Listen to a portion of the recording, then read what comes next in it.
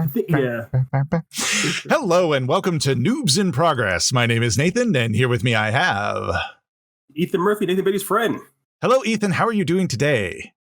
I am grateful. Awesome. It is the holiday season. It is Thanksgiving ish, Ish. Turkey We're Day, getting there. as they all say. Yeah. How are you doing, my friend?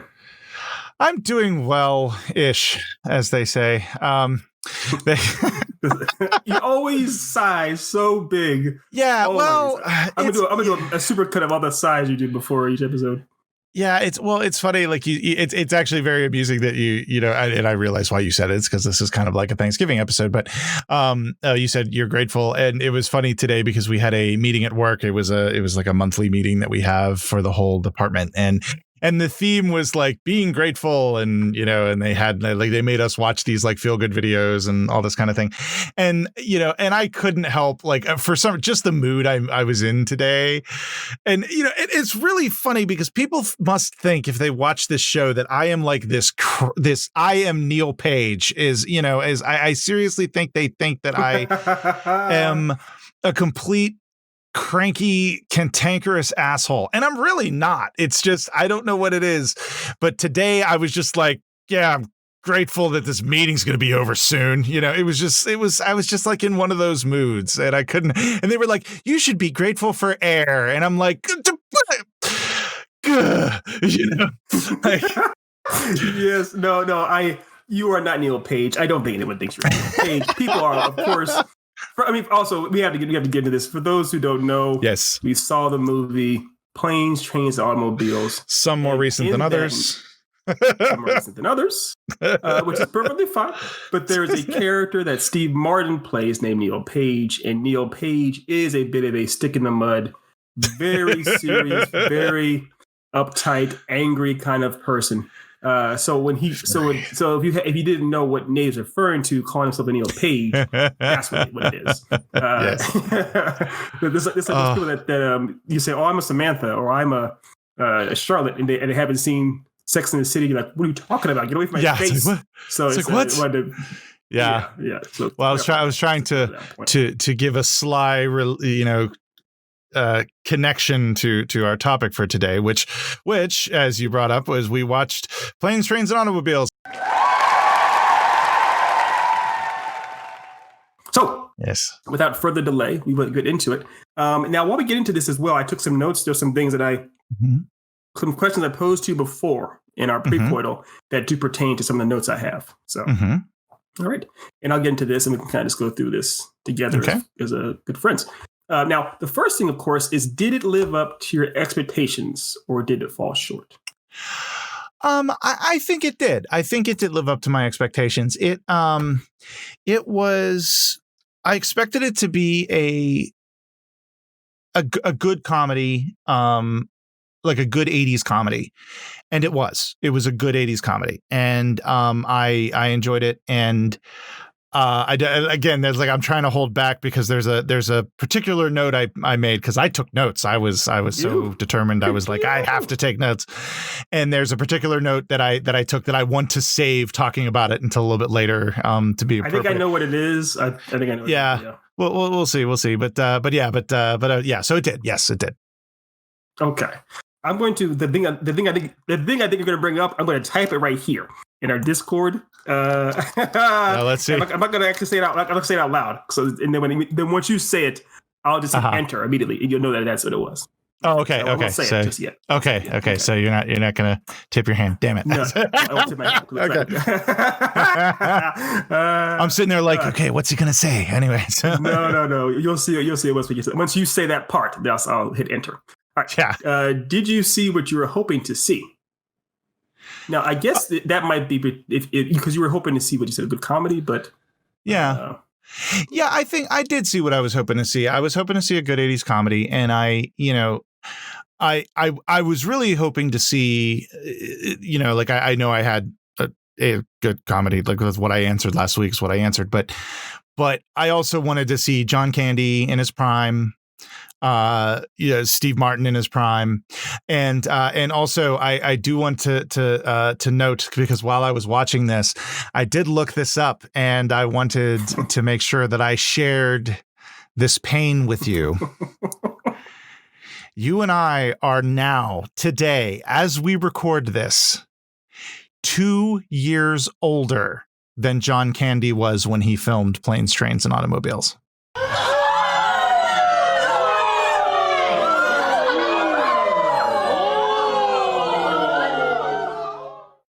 Thanks a lot. Yeah, he was 37. You had to just rub it in. Thank you. Yeah.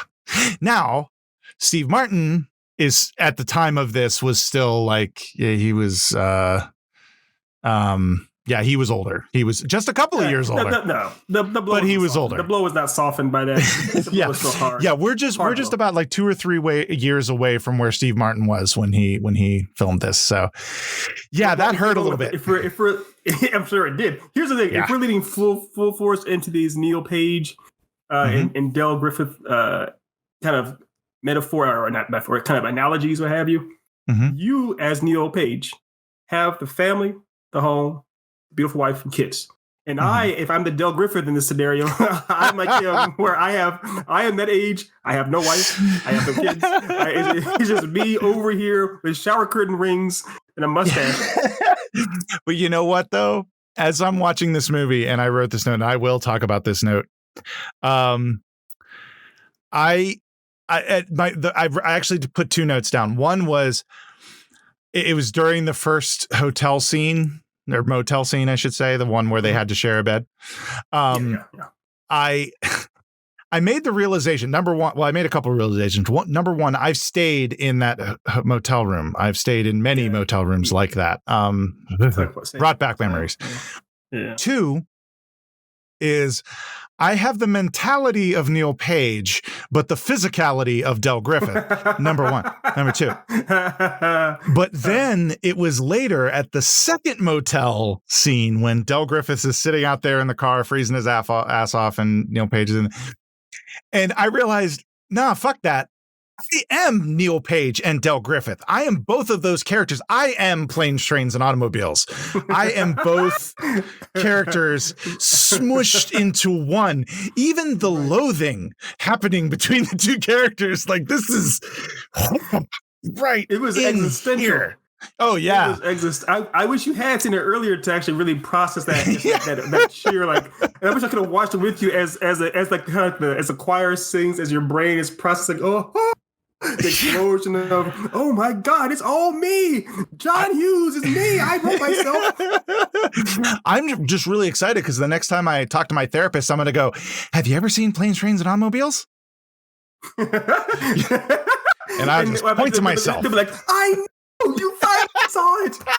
And they'll shake your hand and walk out the door like, well, my job is done. Yeah, they'll either go, finally, he got it, or they'll go, oh my God. He's right.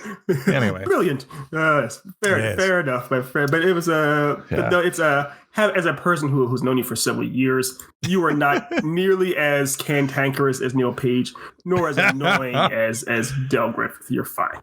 Well, and also, we're getting more into it too. But obviously, Del Griffith. I watched that again just last night make sure, because I haven't watched it in quite a few years. But I know Ethan does his assignments. Well, I always put a reminder in my calendars for these things. And I need to do that. When the reminder comes up, that's when I always text you for you to watch it. So sometimes I'm worried, like, oh my gosh, I may get to Nate a little bit too late. So I try to make sure it's before 8 o'clock when I mention these messages.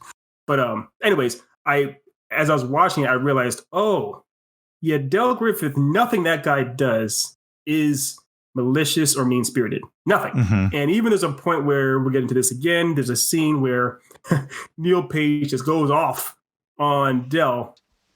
How'd you like a mouthful of teeth? Oh, and hostile, too. Nice personality combination. Hostile and intolerant. That's borderline criminal. Screw you. You spilled beer all over the bed. You smoke. You mess up the bathroom. Well, who let you stay in the room? I even let you pay for it so you wouldn't feel like an intruder, which you most certainly are. Oh, I'm an intruder. Yes, you're an intruder. I was having a perfectly nice trip until you walked into my life. I walked into your life. Who was that who talked my ear off on the plane? Who was that? I'm curious. Well, who told you to book a room? I did, out of the goodness of my dumb old heart. Boy, you're an ungrateful jackass. Well, go ahead, sleep in the lobby, see if I care. I hope you wake up so stiff you can't even move. You're no saint. You got a free cab, you got a free room, and someone who'll listen to your boring stories. I mean, didn't you notice on the plane when you started talking, eventually I started reading the vomit bag? Didn't that give you some sort of clue, like, hey, maybe this guy's not enjoying it? You know, everything is not an anecdote. You have to discriminate. You choose things that are funny or mildly amusing or interesting. You're a miracle. Your stories have none of that. They're not even amusing accidentally. Honey, I'd like you to meet Del Griffith. He's got some amusing anecdotes for you. Oh, and here's a gun so you can blow your brains out. You'll thank me for it. I could tolerate any insurance seminar. For days, I could sit there and listen to them go on and on with a big smile on my face. They'd say, how can you stand it? And I'd say, because I've been with Del Griffith. I can take anything. If you and I, we've known each other for going on 9 years. 2 of those years, we've been working together as colleagues, business friends with the podcast. And over those years, we've had a couple of times we butted heads. And there was one time in particular, and it wasn't quite over the podcast exactly, but it was during our partnership where it was really, really stressful for me out here in California. And we're having a conversation. And I said something that was a little below the belt, essentially. And your immediate reaction was, you reacted the way that you should. You're like, hey, wait a minute, pal. You were offended, essentially. And I immediately realized that was below the belt, and we worked it out, and we hugged it out as best we could from 2,000 miles away, essentially. Oh yeah. So, but the idea was, in this movie, Neil Page goes at him for like 5 minutes. Like he goes at him for a long time. That was a hard. Yeah, it's a hard thing to watch. Like it is. Yeah, this isn't a comedy. This is just what's going on here. And also, it's like, is this even scripted, or is Steve Martin just going off with him? And then you watch John Candy as his eyes. He has tears in his eyes. Oh and my god! And then he doesn't say any retort. Doesn't say anything back to Steve Martin. Or Neil. He lets it go. Says, "Okay, I get it. I'm a big target.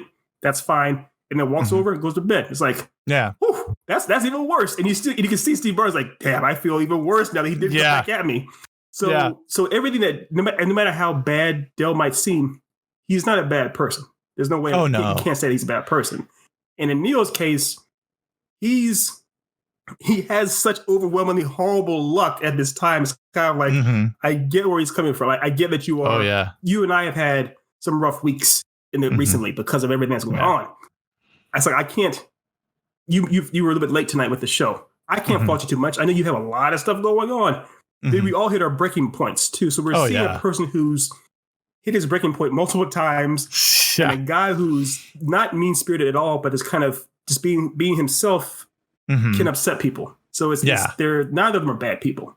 Yeah, and I think that's the interesting thing about the movie and what makes it work, because like there were a couple times, like especially around that point where like Steve Martin's just laying into him, and like I said, it is a hard scene to watch mainly because of John Candy and his reactions to Steve Martin's. Like one thing I couldn't get out of my head watching this whole thing is this is the movie that Tommy Boy wanted to be. Now I think Tommy Boy's fine. Like I think it's a fun, it's one of the movies in my thing that if it's on, I will sit down and watch it. Like I like Tommy Boy. I love Chris Farley. And there's a similar scenes in that movie where David Spade is just laying into Chris Farley, like being mean, but the way that Chris Farley handles it, like there's only one time where Chris Farley kind of does a similar thing to John Candy where he like, you can tell it really hurt him, where the rest of the time it's like, he's like, he just kind of plays it off, and it changes the whole tone of the scene, where here, because Steve Martin is just like, and John Candy, like you can see the tears in his eyes, and you can see that it's like he knows he knows that like everything Steve Martin is saying is right. And like, it's just, that's a good point. That's a really good point. Everything he's saying is right. That's oof, that's the worst. Yeah. That's like, it's worst. just, he just knows that like he's done all these things and he's hurt this guy so much, and he didn't mean to. It wasn't, like you said, it's not from malice.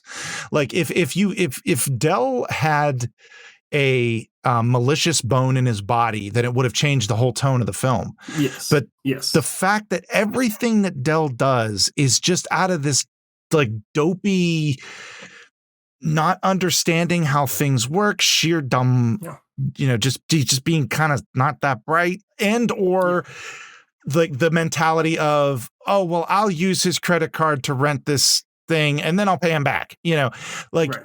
He's not doing it to steal. It's just, I think they did very well. The way they built the characters were very well. I really like that. So sorry. Yes. He seems believable, and also he seems genuine. The genuine nature of him. Like, there's never a time you feel like, oh, Dale is trying to lie or pull one over on somebody, even though there are times when he's kind of holding back on the truth. He's not really trying to be duplicitous or evil and that kind of stuff. And I paid attention last night. The only one time that Del actually raises his voice or uses an insult or obscenity at somebody, it's when Neil is on the ground at the airport and the cab driver punched him, just punched Neil down. And while Del's trying to help him up, the cab driver is insulting Neil some more. And Del actually only gets mad over someone insulting Neil. What are you doing? I almost crushed your head like a melon. Del? Get your car out of here! Yeah, just a minute, okay? Get it out of here! What is your problem? You insensitive asshole! Can't you see we got an injured man down on the street? Now I'll move my car, but I want you to help him up. No! My pleasure. I think, oh geez, it actually made me appreciate John Candy as an actor even more. Like, I think this is probably one of his best performances, because in a lot of the other films that he's done, for the most part, he's just, I'm the fat guy comic relief, and he does that extremely well. Like, that's kind of his thing. But in this movie, while he was that in a lot of ways, they really made him a fully fleshed out character, and I really like that. I thought that was interesting. Yeah. I think even more so than Neil Page a little bit. Like, I would argue. I do too. It's not to insult Steve Martin or anything like that, because I don't know Steve Martin that well, but he was definitely playing the straight guy in more of a consistent lane, where Del definitely, there were some things he was pulling from. There was, the spoiler alerts, obviously, as Del, in the backstory, is Del's 8 years ago, Del's wife died. So he's been carrying that around for a while. But we don't know exactly how long he's been homeless. So there's those two things that he's had with him for a while. There's a lot of pain there. And then also the idea too, where he had Neil, and Neil essentially broke up with him multiple times. Yeah, exactly.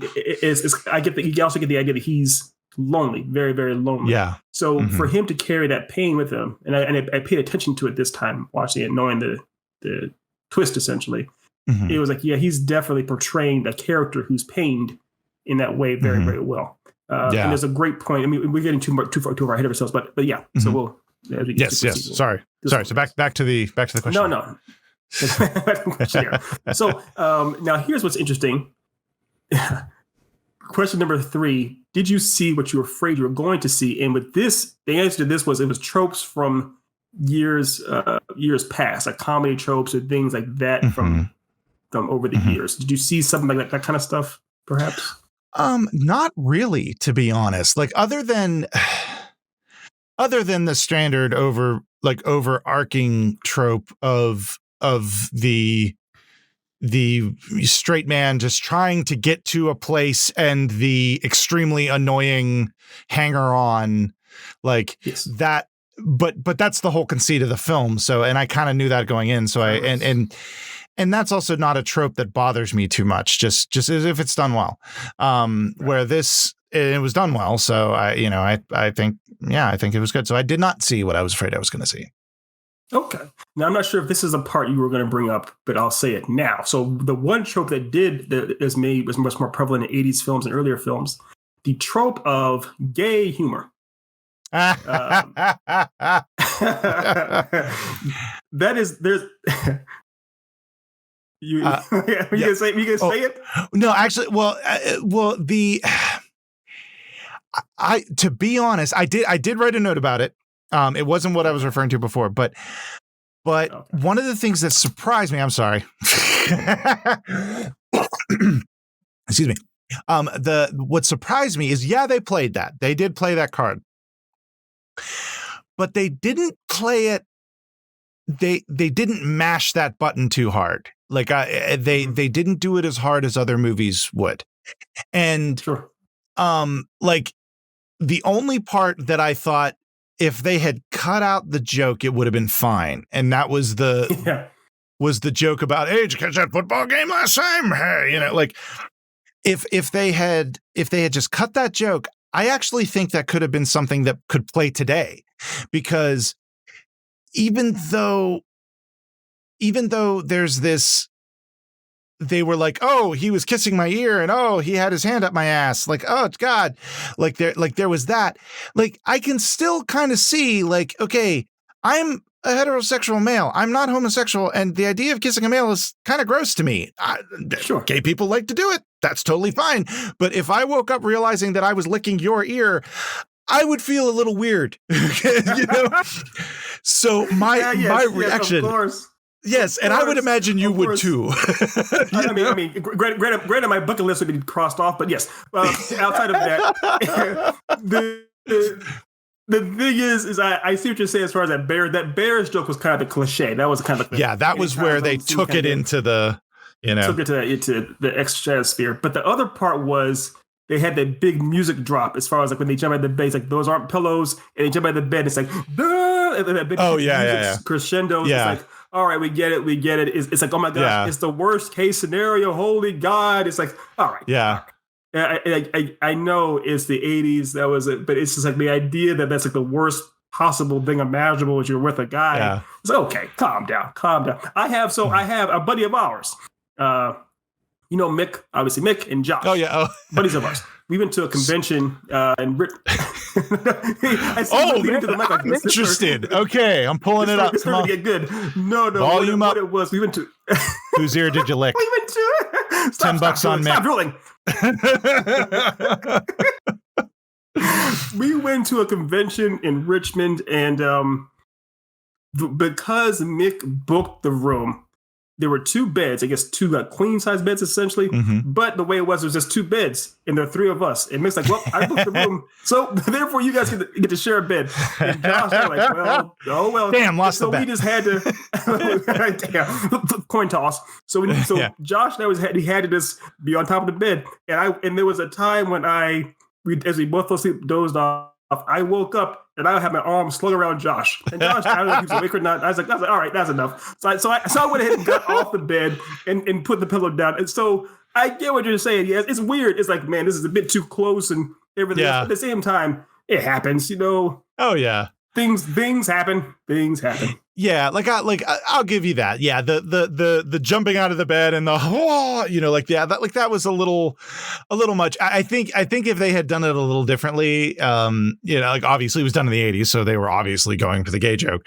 But if that were to be done now, I think it still could be done funny, but not with the whole getting up going. I think it'd just be getting up and them looking at each other like, did we fuck each other last night? Just kind of like this, awkward, we're friends. Did we just become friends with benefits? Right. And are we okay with that? I don't know. No, you're exactly right. That's what it almost be played in the way as far as did I like it? As opposed to I'm horrified of it. Yeah. Nowadays. I think that could have worked interestingly.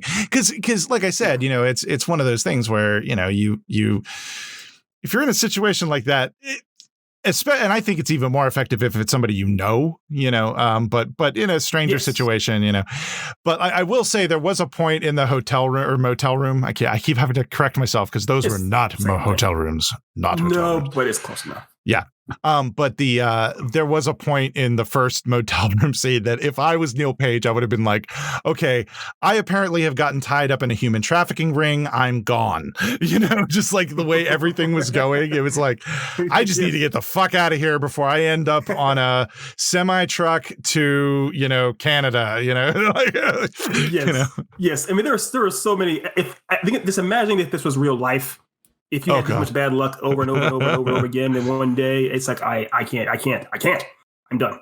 Mm-hmm. So yeah. But that was the only thing I thought of that seemed kind of maybe dated, I guess, in a way. That was dated. Yeah, that was fairly dated. There were some other there was generally dated things like the smoking indoors. It's weird. Yeah, like that. Like those are things that I noticed right off because I'm a former smoker. So so I see somebody smoking indoors because I smoked the entirety of my time smoking was firmly in the you do not smoke inside. You smoke outside. Right. If you smoke, you're outside. You do not smoke indoors. So it's really weird looking to me because when I see somebody smoke, I'm like, they're indoors. That's not okay. I would have been screamed at, and so that's where your suspension of disbelief is broken right there. Anytime just a smoker indoors. But I do recognize that this was at a different time. Well, this was in a double different time because we talked about this last time, I believe, how this was a pre-COVID world. So you see a whole bunch of groups of people together. This is also a pre-9/11 world. So you see a bunch of groups together, people together, and you see people very casual on the planes doing all kinds of stuff. And it's like, oh, yeah, this might as well be The Wizard of Oz, and I'm watching the Yellow Brick Road with people with munchkins and stuff. That's how fake it looks to me now. Oh God, the part where he's in the plane arguing with the flight attendant and the last thing he says, when he says what could be worse? And then in my mind, if this film was made in within the last 15 years, the next scene would have been him in the terminal sitting on a thing looking like just got kicked off the plane. But in this world, it's a picture of John Candy. He's sitting next to Del. Right. Exactly. You're exactly right. Exactly. Yeah. He'd have been kicked off that plane. Yeah. He'd been kicked off the plane. He's like, oh, this guy's a flight risk and a possible terrorist. All kinds of stuff like that. It's a very different world. Oh yeah. I love it. I love it. How different it is to kind of go back and look at these movies now. So let's see here. Do you wish you had seen it sooner? Yes, I do. I wish I had seen it. I'm glad that we were able to use it for content for the show. But I am glad that I wish I had seen it sooner because I can completely see why this movie is a classic and why it is beloved. I'm going to admit, I don't know if it's going to end up in my yearly rotation of movies. Partially because I have had, barring the really crazy stuff like Car on Fire, that kind of stuff, but a majority of the issues that Neil Page ran into in his travels, I have run into in my travels one time or another.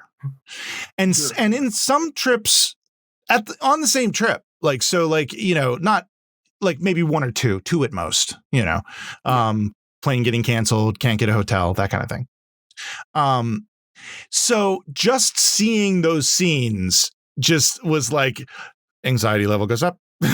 You're just and you're just and I'm watching it and I'm going, oh God, I'm in a rental car lot in Albuquerque, not getting the car ID'd. It's just that scene's taking me back to those scenes. Yes. So, but it was very effective because if you've ever been in any of those situations, then you know exactly how he feels.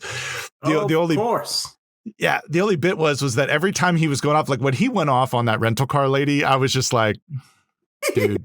So now it's time to play my favorite game on Noobs. How many times do you think that Neil Page, aka Steve Martin, said fuck in that rental car scene? Welcome to Marathon. May I help you? Yes. How may I help you? You can start by wiping that fucking dumbass smile off your rosy fucking cheeks. then you can give me a fucking automobile. A fucking Datsun, a fucking Toyota, a fucking Mustang, a fucking Buick. 4 fucking wheels and a seat. I really don't care for the way you're speaking to me. And I really don't care for the way your company left me in the middle of fucking nowhere with fucking keys to a fucking car that isn't fucking there. And I really didn't care to fucking walk down a fucking highway and across a fucking runway to get back here to have you smile at my fucking face. I want a fucking car right fucking now. May I see your rental agreement? I threw it away. Oh, boy. Oh boy, what?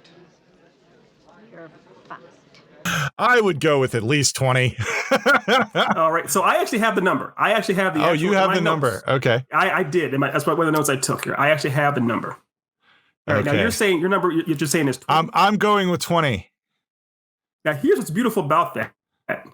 The times that the word is said, that the times that an F-bomb is dropped total is 19. Oh, I'm so damn close. 18. Yes, and again, my count might be off by a 1. So if it is, you're really close, because Steve Martin says 18, and she says it once. Man. So if I'm off by even 1, odds are you're right. What I really wish I had right now was the picture of the Price is Right over thing when you overbid, and so I could hit a button and it would show up underneath me over, right? Yes, and you see Drew Carey with his bizarrely skinny mic stand, like. Just come on, a little more mass. Are you that weak? You can't hold a full mic. well, and also Drew Carey bizarrely skinny too. Like he's he's really. What name did I say? What name did I say this thing? You said Drew Carey. Oh, okay.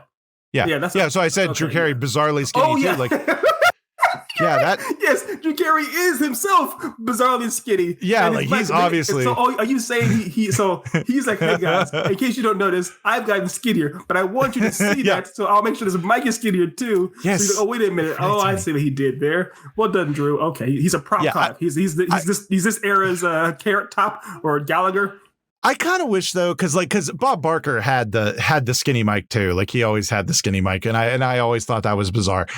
I kind of wish Drew Carey. I kind of wish Drew Carey had just kind of said fuck it to that and just not had a mic and just had a lavalier or something. Because why? Like especially like I don't. Does he have you may have seen it more recently than I have. Is it wireless now, or does it still have a cord? I haven't seen him more recently. I don't know. Okay. I don't know. Because Bob Barker, because one of the most iconic things is Bob Barker walking around and then him whipping that cord around, to keep it out of people. And it's like, I'm sitting there like one of these days somebody's going to piss him off and he's just going to be like, shoink, and just start knocking Midwesterners over. You know what I'm saying? Right. And my theory always, even as a kid, I was like, I bet you that mic isn't plugged into anything. I bet you it's already wireless. He has that cable just to mess with people, just in case they get too close or whatever. He can just want to trip somebody randomly.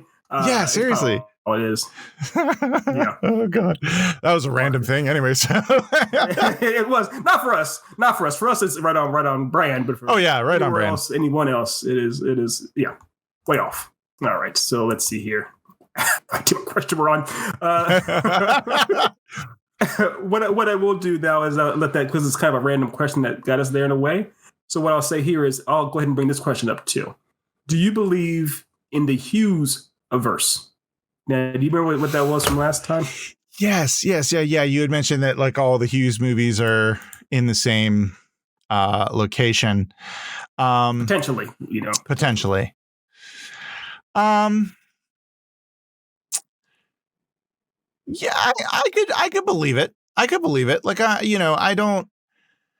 There really wasn't anything major that kind of like pointed to me and said, yes, this must, but I'm trying to think who was I do remember reading some trivia about, now Christopher Columbus did the first Home Alone, right?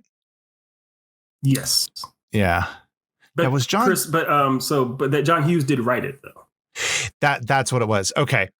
So yeah, I do kind of believe it, because even though he changed the name, because you remember John Candy in the first Home Alone movie? Of course. It's Yeah. part of that. It's a polka group, a traveling. Yeah, it's like a polka. Yeah, and she ends up riding with them on the back of a semi or something.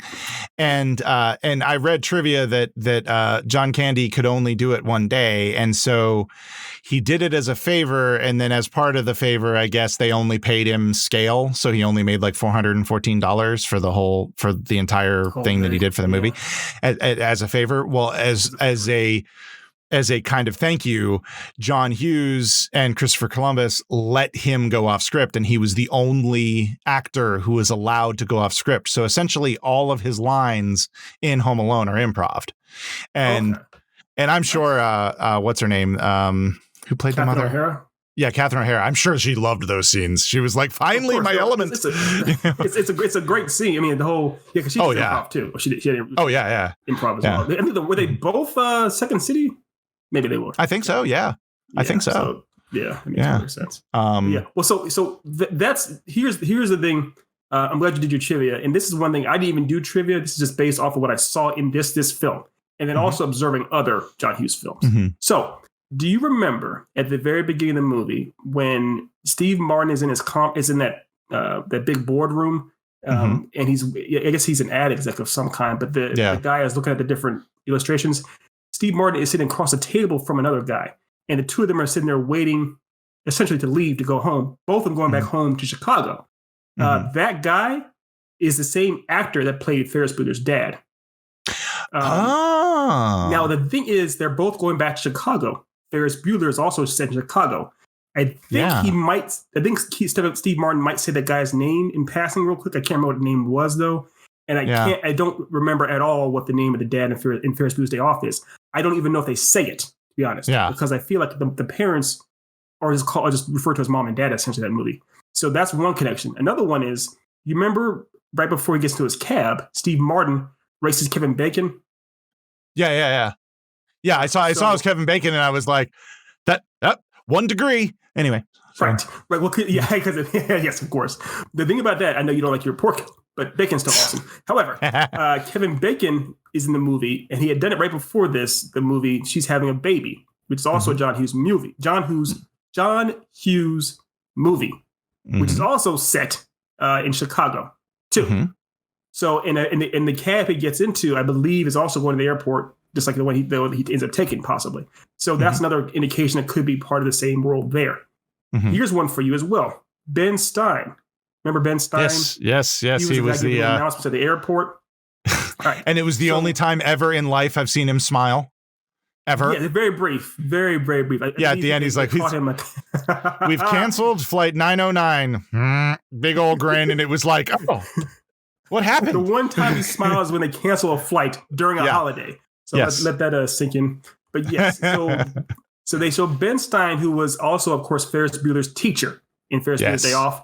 And the woman that Steve Martin cussed out was was an administrator in Ferris Bueller's Day Off. So the idea is that both of them left the airport and went to work in Chicago at a school. Okay.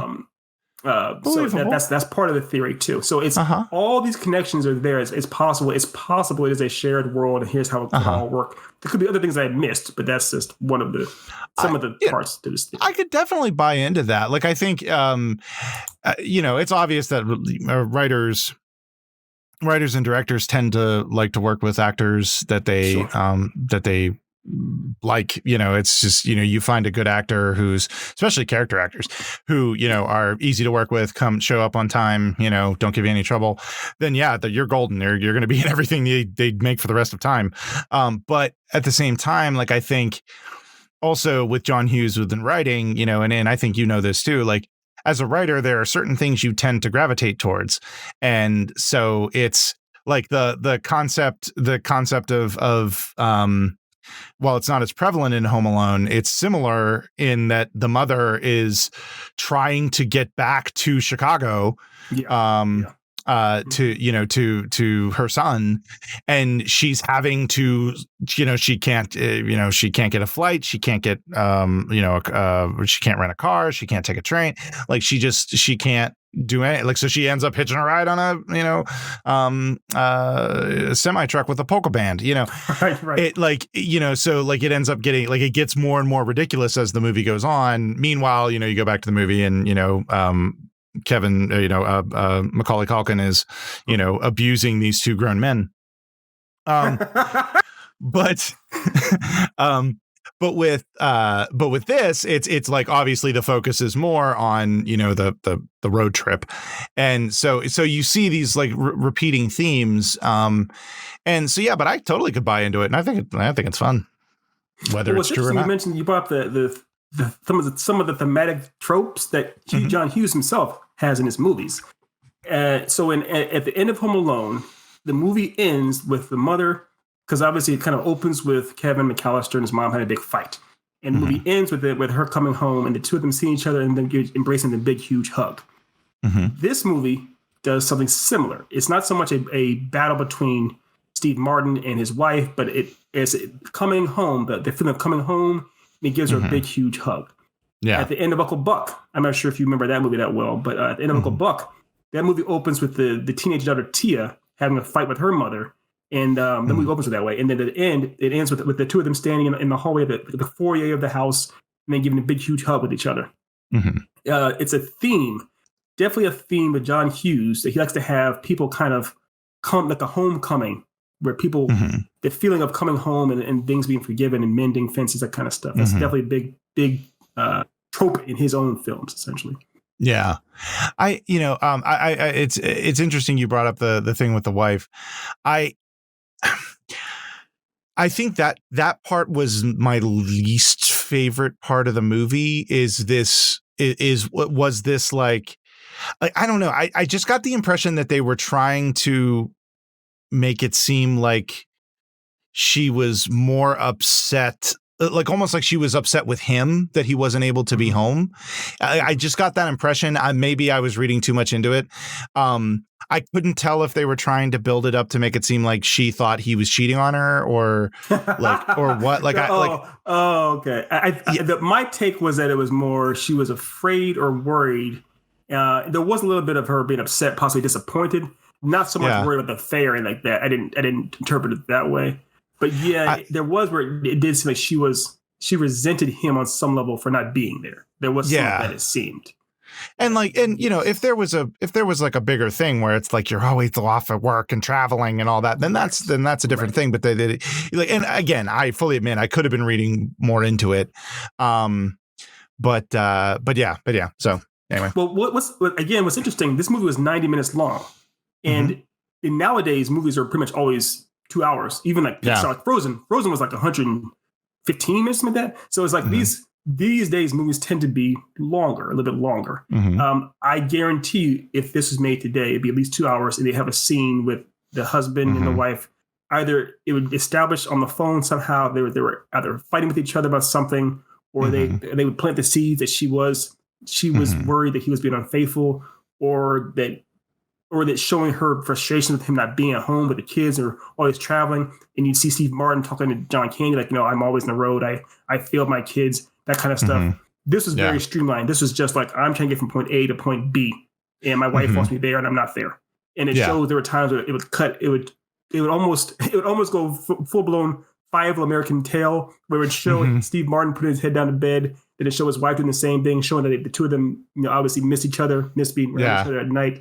So, but it didn't really get too much into like, is there marital troubles? Is Steve Martin, is this the final straw in the marriage? But well, and I think maybe, and like I said, I probably was reading too much into it, but I think for me, I think part of the reason why I was like, what, I don't like this, because I liked the streamlined nature of it. I liked that it was.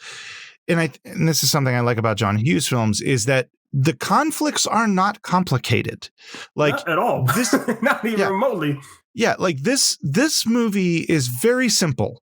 It is man on a business trip is trying to get home and just shit goes awry.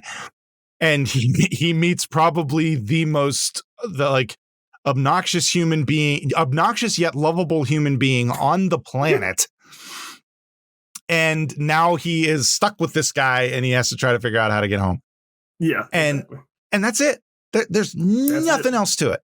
And I actually like those scenes like you brought up where like they were laying down together at the same time, like so like showing that piece. So the fact that I picked up on a potential deeper thing was like, what the fuck? We don't need this. Move on, you know? Which is why I'm like, I don't think that's there. I don't think John Hughes, because John Hughes was notorious for writing films very, very quick. Like if you look at his IMDb, it's like he made a film every year, sometimes 2 a year. It's like, how the hell is this guy doing this? So he was notorious for doing that. I guarantee he was like, and the wife is. I bet you didn't even name the wife until like the third draft. If you even thought of it. So it's he wasn't trying to get deeper with things. It's more that she was a person that was waiting for it. What she served was to be a person that was waiting for him to get home, and or essentially a destination. She served as a destination for Steve Martin. Steve Martin wasn't trying to get home. He was trying to get to her in a way. Yeah. So it just makes, I get it. So yeah, it's again, it's a different time in films. It's the 80s. Yes. So yeah. So let's see, moving on to the questionnaire here. Let's see. How many, do you have another question? Okay. Oh, we got plenty of questions here. So, what is your favorite part of the movie? Oh, that's a hard question. Because there were a couple. Actually, you know what? I think it's been long enough in the episode. I think I will go to the note that I put. It was actually one of the last notes that I put. Okay. The last 5 minutes. Del, what are you doing here?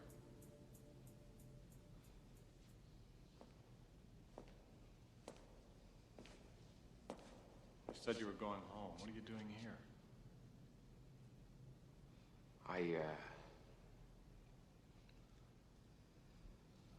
I don't have a home.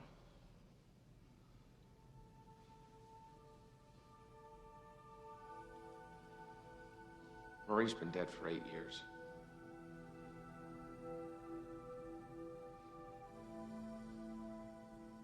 The way they played the last 5 minutes took it from a pretty good road trip 80s comedy to a really touching classic movie in my mind. Yes. Just those 5 minutes. It was amazing how just those 5 minutes took it, just completely elevated the entire film. Yes. I think that's what it is for most people too. It is. If you can stick the landing, it can make the entire movie go from being, okay or good to great or memorable or classic, whatever. And they managed to do that with those 5, like you said, those 5 minutes are what make or break good and great. Yeah. And that does dovetail nicely. I'm sorry, G.S. Oh no, you good. Yeah, good. No, what I was going to say, that does dovetail nicely into my next question. But real quick, what I wanted to say was one thing I like about this movie a lot is how it has Del Griffith is a flat arc character. Del doesn't really grow or change in the movie. Not really.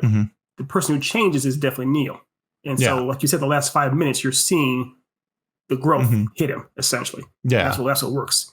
It's okay. You're almost like you're endeared to Neil infinitely because of that last 5 minutes. So when he goes home and he finally sees his wife and he gives her a hug, despite all the things you may have, all the issues you may have had with her or whatnot, it's like it feels somewhat earned, and you're happy to see him happy with his wife because it's like, okay, this guy's been through hell and back, but in the end he's grown, he's a better, different person, and you want him to be happy. So it kind of works in that regard. That the story, the person who had to be changed wasn't the person that was annoying. The person to be changed was actually the guy who's going to get everything together. Exactly. Funny. Okay. So as I said before, your last comment you made about the last 5 minutes of the movie dovetails nicely into this question. Did you cry? Now, for our new listeners, the reason he's asking this question is because I cry when I think about SPCA commercials. So not when I see them, when I think about them, I start getting misty. I didn't, but I did get the like, oh, like I got the thing. And if they had pressed it a little bit harder, if they had pressed the gas a little bit harder, I probably would have been like, I'll tell you that, like, like not to turn this into like a therapy session or anything. But with, that's one thing, like I was joking before when I was saying like I am Neil and Del, but like the one part that did get me almost a little bit more than the end was that scene where Neil is laying into John Candy and you see him like just getting crushed, and it's like I've been there. Like I've been in that situation where like I found out that like where the mirror is being held up to me and the person who's doing it is not being nice at all. No, it wasn't you in that conversation you referred to. It was no. That was so brief. Yeah. But like I've been there, so I knew exactly what he like, like at least what they were trying to portray. And that scene was like, like that was that was part of the reason why I said that scene was hard to watch. But no, this movie did not make me cry, but it got close. It got close. Okay. And there's no shame. There's literally no shame in crying. Yeah. I think one thing that really helps with what they nailed in 80s movies, as far as why lots of them were tearjerkers, especially in John Hughes movies, what have you, is because of the music. They had that right kind of musical score that worked, and they'd have a close up or they'd have a still shot on a person's face, and then it'd fade to black with the credits, and they'd play some emotional song. Like in this movie, it was Every Time You Go Away. Essentially. So it was and watching it this time, I realized I saw from a different point of view. I saw from Del's point of view too. So the idea of Every Time You Go Away was the idea of Del just being alone. And so we think about how every time he finally had a friend, essentially, and every time there was like 3 times that Neil basically leaves him or breaks up with him or tries to go away. And so for Del, it was like every time. And so for the Del to be at Neil's place. So the journey for Del was getting to Neil's home also, because they actually have a family. So with him standing there in the movie, freezing on his face, like, I'm finally, I've made it. I'm home. I have a home now, kind of thing. Yeah. So and they even get it. And I think that is where the part at the end where I kind of almost got there was crying. Was the part where when Neil hugs his wife and kisses her, and like you can see there's a lot of emotion going there, like, oh, I made it, I'm fine, I haven't seen you in a week, and I've basically had to crawl on my hands and knees from St. Louis to get here.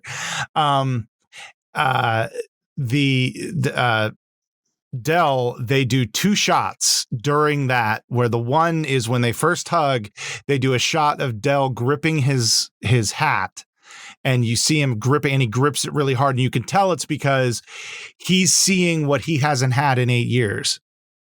And then the kiss, and then they do a shot of his face, and you see the tears in his eyes. And that was the part where I was like, oh, dude, seriously? Come on, man. It's like, he's home. This is supposed to be a happy moment, okay? Damn you, John. Right. But yeah, that was the part.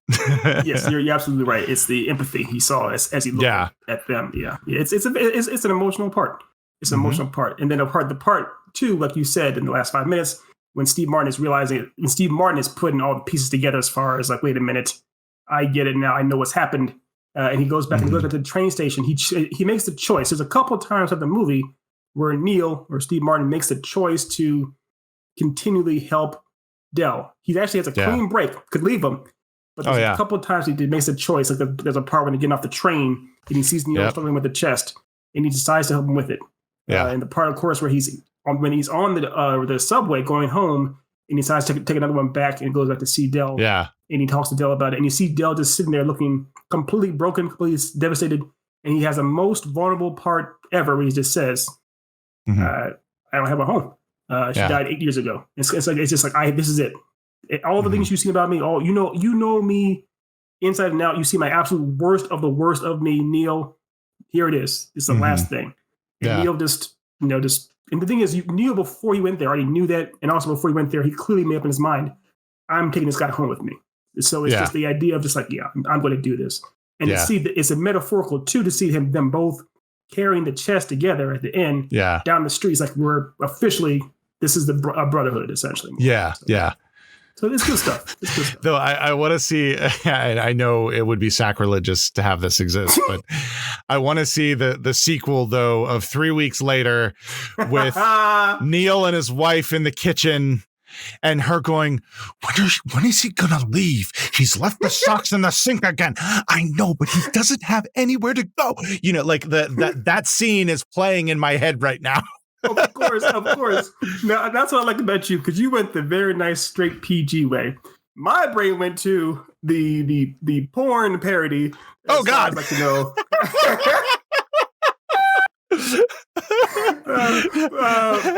Planes, trains, and all them buns or something like that. Where it's like, the threesomes between the three of them. But wow! But your movie's good too. Your movie's great. Your sequel is great. I was trying to go like, what would John Hughes have written if he was writing that scene? Fair. And you were, what would Johnny Sins have done had he been cast in that film? Johnny Sins. Cease and desist. So my and I didn't mention it. So my favorite part of the movie, I'm kind of backtracking here, but my favorite part of the movie was actually it's a very simple, dumb child brain. It's the part where they're driving on the wrong side of the freeway. Oh yeah. And it's not even that. There's a lot of good parts there. I love the part when they're going between the two trucks. And Steve Martin looks over and he literally sees the devil as John Candy. It's like, that encapsulates everything in this trip. And he's laughing at him. The shots of the skulls, like the skeletons. Like, that was great. It was great. My favorite part of all that is actually before that, right before they get to the trucks, when the people on the other side say you're going the wrong way. And Steve Martin at first is like, how do they know which way we're going? And he's like, John Candy responds, how do they know which way we're going? He's like, how do you know which way we're going? And he looks over at them, and they're like, you're going. They say it slow. They go, you're going the wrong way. And Steve Martin like looks down and sees that there's no lines anymore. And the look on his face of like, oh shit, the actual. I finally did with it. That moment of like, oh no, there's no going back. That one moment of him looking up is like it's just that's my favorite part of the movie. That just the absolute terror of I'm fucked. And then so my least favorite part of the movie. It's not even the same thing as you as far as like I just don't like this character. I said part. It was more or less just the actual within the movie. It just seemed so cringy. It was just the bathroom scene in the first hotel. Like because I've been there. I've shared bathrooms with so many people. I've been in bathrooms for road trips and everything. It's like this is everything that I just hate. The idea of all this nasty wet towels or having someone's the dirty socks in the And when he went to wipe his face and he realizes it's his underwear. Oh God! Like there's this. It's like I can't. So that's the cringiest part. Oh man! For me, I said. Oh, good. I'm sorry. Good. No, I was just gonna say that the last time we went to Disney World, on the way home, I wanted like our original plan was we would drive as far as we could get. We would leave early in the morning when we left Disney World. We'd leave early, drive as far as we could, get a hotel probably somewhere in North Carolina, and then drive the rest of the way once in the next day. Yeah. Well, we had kind of got to a point, where it was getting to be about 10 o'clock on that night, and I was still driving. And I know that I could have easily made it home that night. Like if it would have been about another 4 hours, but driving could have done it. Yeah. But it would have been a little hard on the kids, and it would have been a little hard on my wife. But I was trying to get my wife to accept that reality. I was like, please, can we just tough it out? And I just really would like to sleep in my own bed tonight.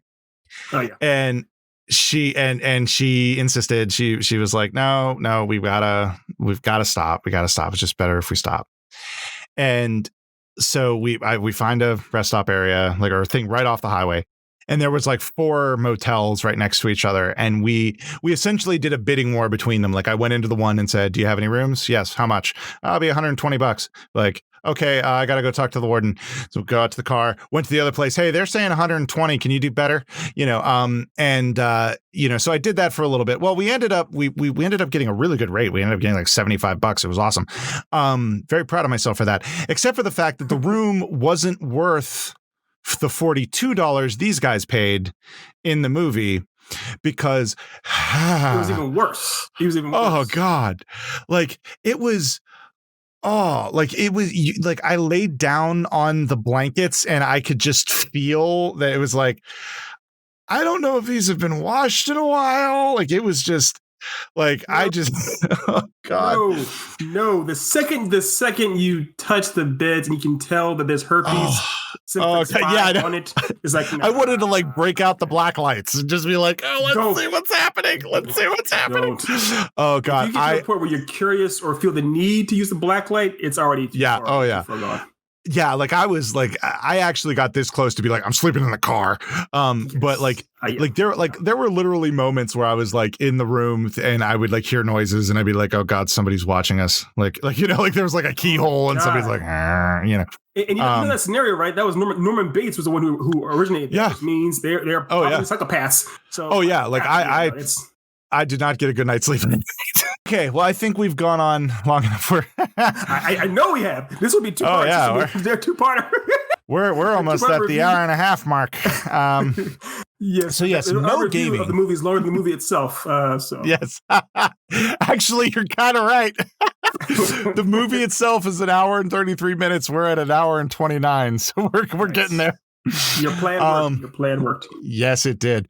But yeah, for those of you who are watching live, we will not be doing any gaming today because I didn't watch the movie, and we also decided to digress ourselves into an oblivion. So, but thank you for joining us live. Ethan, do you have anything to say before I wrap this puppy up? Yes.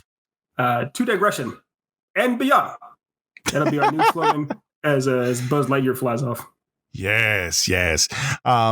So thank you everybody for joining us today. Be sure to check out the Creativity in Progress show that we do on Mondays. Also check out our YouTube channel. We put all of our video on demands there. And check out the CIPnetwork.com. You find a lot of cool stuff. In fact, we're going to be getting some Ethan's comics are going to be on the store. They currently are in the store. The trades are on the store, but we're going to get more of them on the store as well. And you can get them there at the CIPnetwork.com, and you go to the merchandise section and you'll find all that fun stuff. So thank you so much everybody for joining us, and I hope y'all have a wonderful day. Johnny Sins, cease and desist.